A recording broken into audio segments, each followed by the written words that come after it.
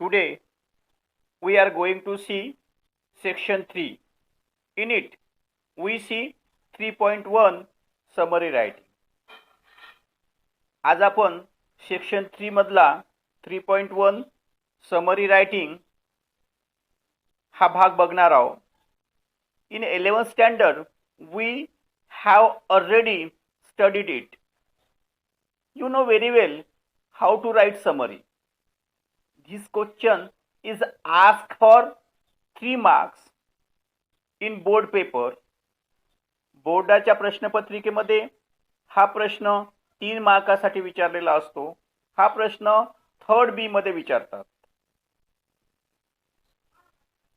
3ऱ्या B मध्ये, 3rd A मध्ये म्हणजे 3ऱ्या A मध्ये एक अनसीन पॅसेज दिलेला असतो आणि त्या अनसीन पॅसेजचीच आपल्याला 3ऱ्या B मध्ये समरी लिहायची असते.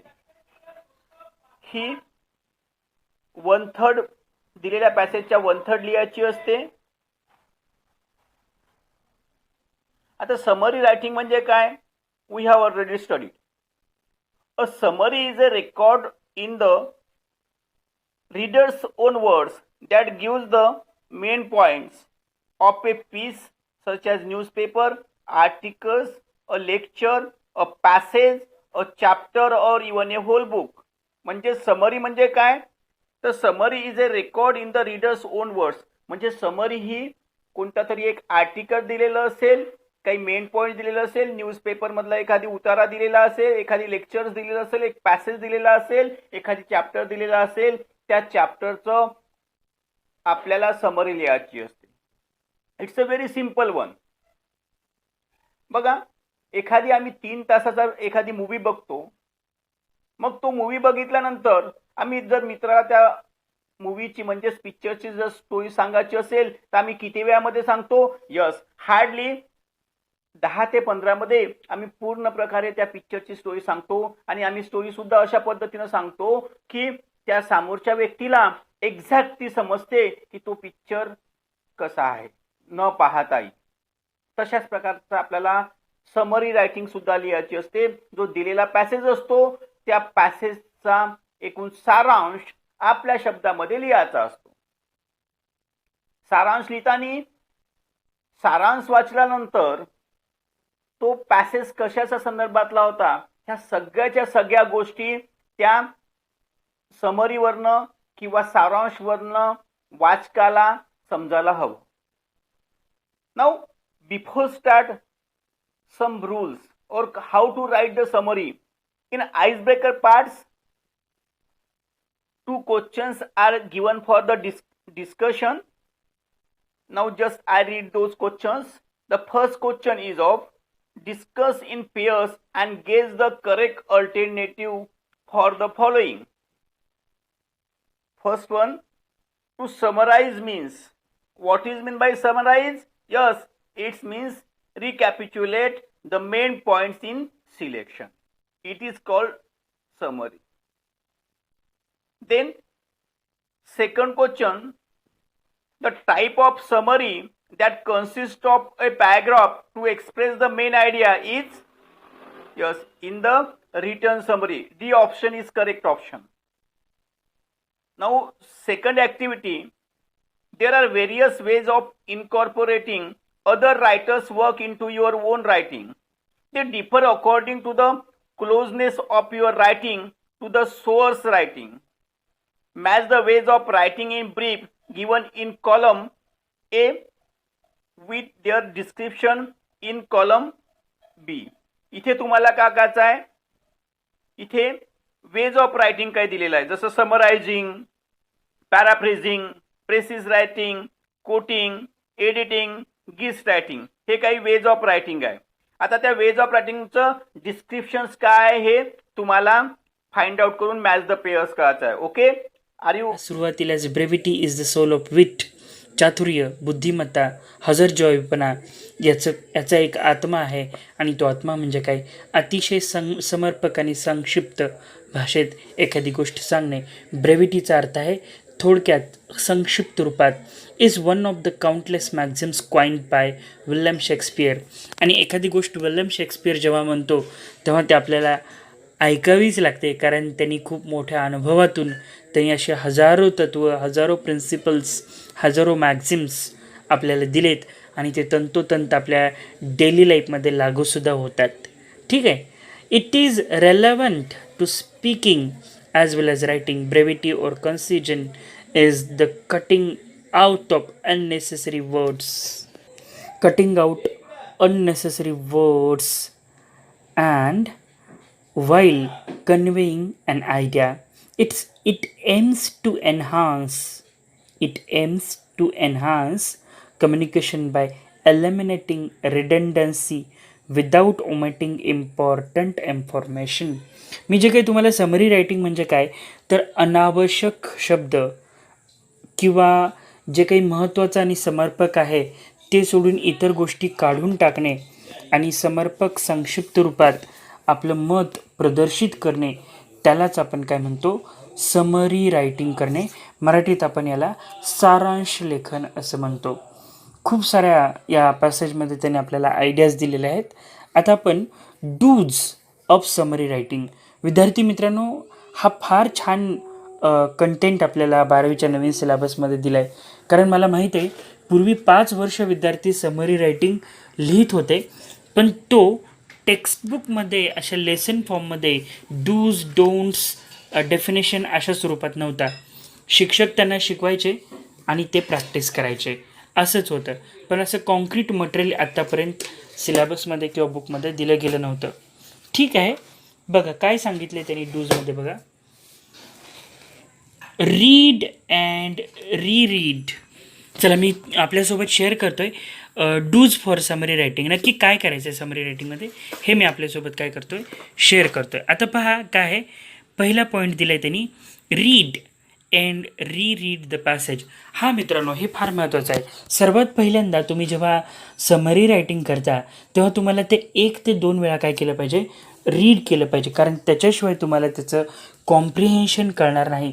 त्याच्याशिवाय तुम्हाला त्यात नेमकं इम्पॉर्टंट काय आहे, what is important and what is unimportant हे काय. So first thing, read reread the passage. 2, understand, तुम्हाला तो समजून घ्यायला हवा. 3, रीड द इन्स्ट्रक्शन्स, दिलेल्या सूचना आहेत त्याचं व्यवस्थितपणे वाचन करा. 4 आहे, find exactly what you said to summarise. Find exactly what you need to summarise. आणि त्यातलं नक्की IMP पॉईंट काय आहेत, इम्पॉर्टंट कंटेंट काय आहेत, थिंग्स टू रिमेंबर काय आहेत, हे काय करायचं आहे तुम्हाला फाइंड आउट करायचं आहे, त्याला थोडंसं मार्क करायचं आहे. त्यानंतर identify the main idea through the process of asking questions. आणि तुम्ही याला क्वेश्चन्स विचारूनसुद्धा हा पॅसेज कशाबद्दल आहे, कशाबद्दल माहिती दिली गेलेली आहे, असे छोटे छोटे प्रश्न तयार करूनसुद्धा त्या प्रश्नांची उत्तरं तुम्ही काय करू शकता, घेऊ शकता. Form short sentences on your on. हा हे एक महत्त्वाची गोष्ट आहे. कारण बरेचसे विद्यार्थी काय करतात, समरी रायटिंगच्या पॅसेजमधली वाक्य आहे तशी लिहितात. तर असं नाही करायचं. तुम्हाला ते स्वतःच्या भाषेमध्ये शॉर्टमध्ये काय करायचे असतात, थोडक्यात ती वाक्य लिहायची असतात. त्यानंतर पुढं दिलं आहे त्यांनी next point, connect the sentences using linkers.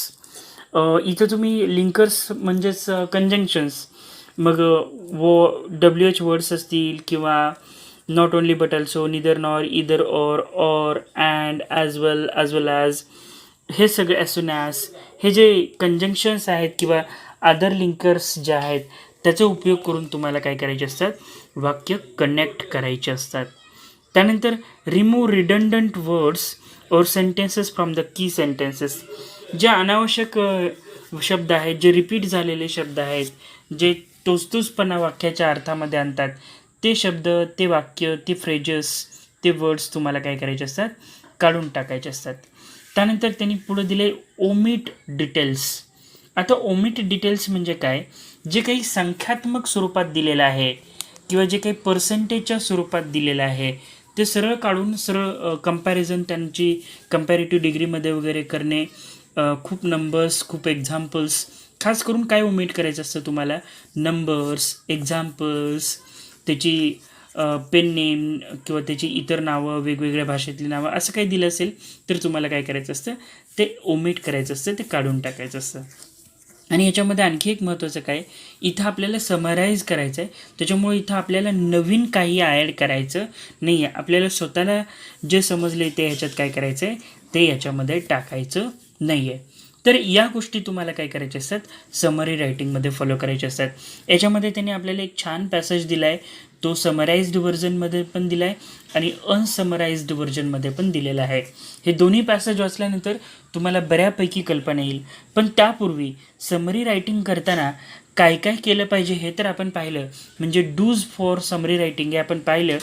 पण कधी कधी काय करायचं आहे याच्यापेक्षा काय नाही करायचं हे समजणं फार महत्त्वाचं आहे मित्रांनो. चला मग पाहूया what don'ts of summary writing. इथेही तुम्हाला दिलेत पुस्तकात, काय दिलं आहे, इन्क्ल्यूड मीन्स आपल्याला काहीही त्यात इन्क्ल्यूड करायचं नाही, कशाचाही त्याच्यात समावेश करायचा नाही आहे. एक्सक्ल्यूड, आता इथं ओमिट डिटेल्स म्हणलं आहे, खाली खाली परत एक्सक्ल्यूड म्हणलं आहे. आता तुम्हाला काही भाग वगळायचा आहे, पण जो महत्त्वाचा पार्ट आहे, जे की पॉईंट्स आहेत ते मात्र तुम्हाला काय करायचे असतात, एक्सक्ल्यूड करायचे नसतात. त्यानंतर ॲड, स्वतःची अधिक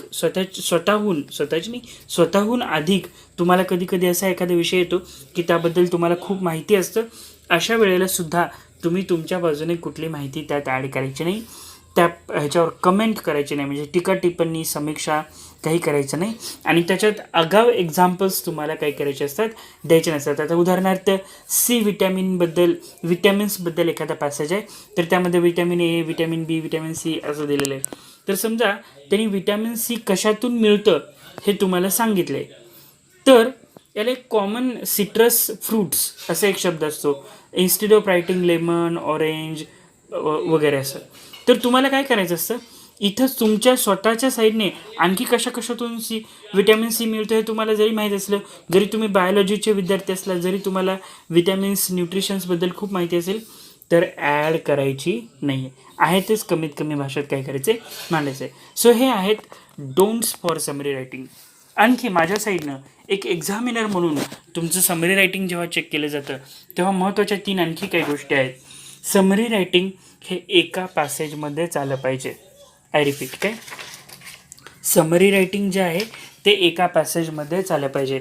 कारण बऱ्याच वेळेला काय होतं की समरी रायटिंगमध्ये आपल्याला काय केलं जातं की 2, 3, 4 पॅसेजचं समरी करायचं असतं आणि आपल्याला काय वाटतं की आपण प्रत्येक पॅसेजचं समरी करायचं आहे.